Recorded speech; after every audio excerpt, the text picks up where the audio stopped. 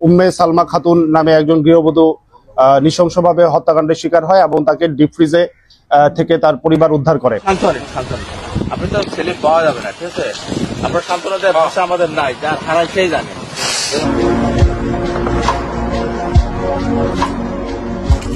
পারা ছেলেকে আর ফেরত পাওয়া যাবে না। দর্শক, এমনটাই বলল একজন পুলিশ অফিসার তার একজন সন্তান হারানো পিতাকে।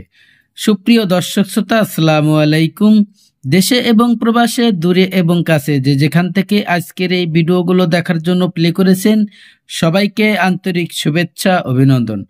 দর্শক শ্রোতা, শুরু থেকে কয়েকটি ভিডিও ক্লিপের অংশ দেখেছেন, সম্পূর্ণ ভিডিও আপনাদের আজকে দেখাবো। দর্শক, আজকের এই ভিডিওগুলো দেখার জন্য যারা প্লে করেছেন সবাইকে অনুরোধ করব ধৈর্য সহকারে পুরো ভিডিওটি কন্টিনিউ করবেন, কারণ বিশেষ কিছু তথ্য রয়েছে আজকের এই ভিডিওতে। সুপ্রিয় দর্শক শ্রোতা, বাবাকে সান্ত্বনা দিচ্ছে একজন পুলিশ অফিসার।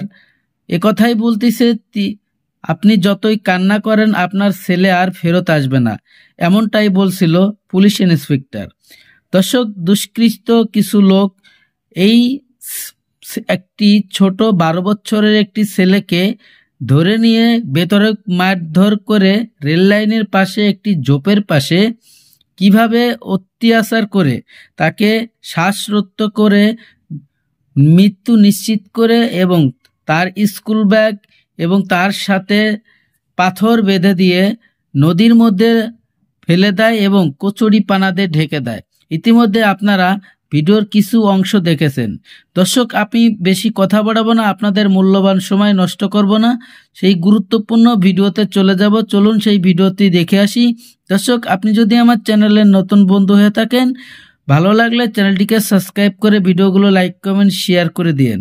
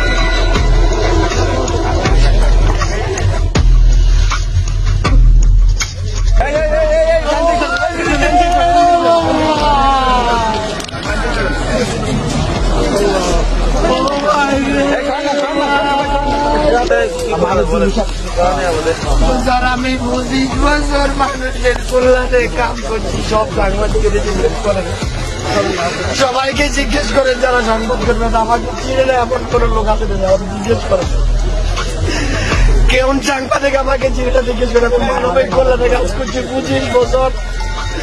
এই কি তার প্রতিদান যারা আমাকে দেন? এইটাই কি তার প্রতিদান? আমি দীর্ঘদিন কাজ করছি 25 বছর। যারের এক যদি টোকায় হয় তাহলে টোকায় কেমনে 12 লাখ টাকা চায় স্যার আমাদের বলে।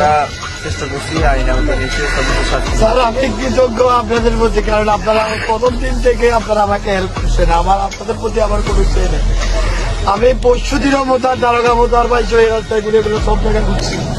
কালকে রাতে 3টায়ও স্যার আমরা এই রাস্তায় ঘুরছি স্যার। আমার বুকের ধর আমি এই গেছে নাকি আমরা ঘুরছি।